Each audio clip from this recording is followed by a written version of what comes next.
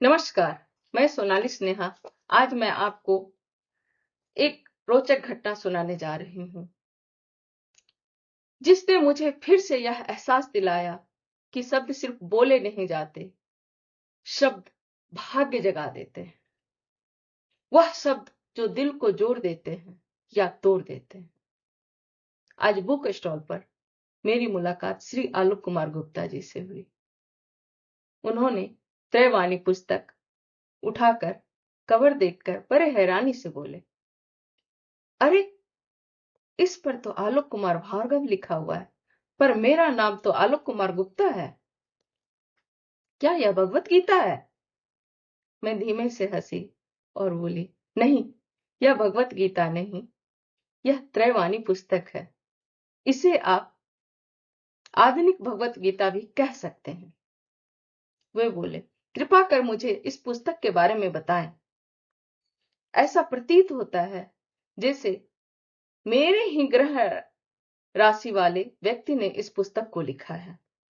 मैंने बताया, त्रैवाणी एक संस्कृत शब्द है जिसका अर्थ है 3 वाणियां।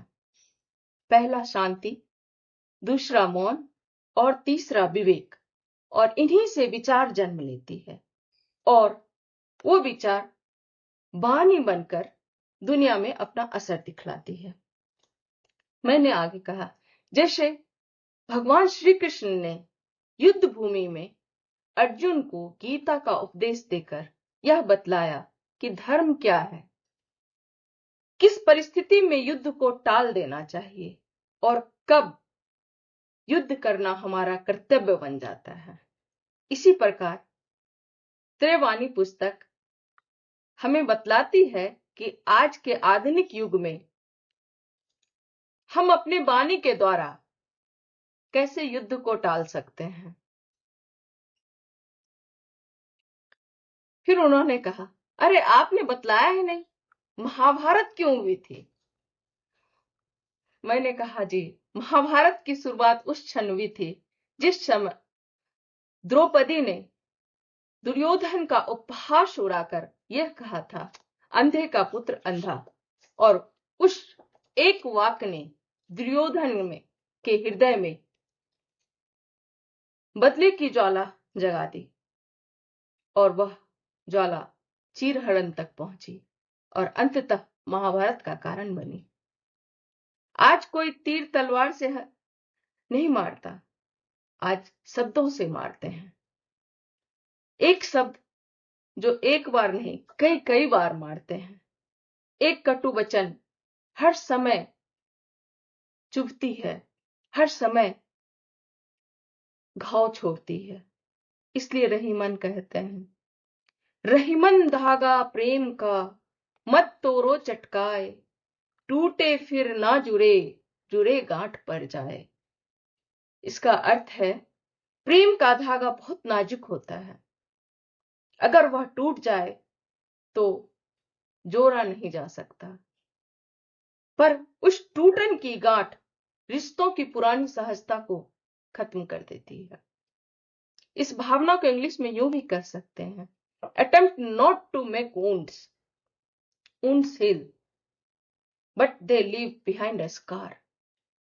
और यही इस किताब का संदेश है। अधीरता में कुछ भी ना बोलें, वह बोले जो दिल को जोड़ दे।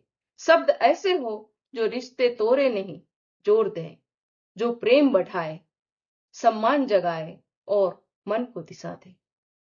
आज इस छोटी सी मुलाकात ने बहुत बड़ी सीख दे दी। हमारे शब्द ही हमारे तीर हैं और उसे संभाल कर चलाना हमारा सच्चा धर्म है। हर शब्द एक शक्ति है, हर शब्द अनमोल है। कबीरदास जी कहते हैं, बोली एक अनमोल है, जो कोई बोले जानी, ये तराजू तौल के तब मुख बाहर आनी। इसका अर्थ है, वाणी एक अनमोल रत्न है, जिसे बोलना आता है वह पहले उसे दिल की तराजू में तौलता है, फिर अपने मुख से बाहर निकालता है। और त्रैवाणी भी इस दोहे को इस नए युग में पुनर्जीवित करती है, याद दिलाती है कि वाणी का मूल्य, उसका संतुलन, उसका विवेक हर युग में मनुष्य को दिशा निर्देश करती है। धन्यवाद।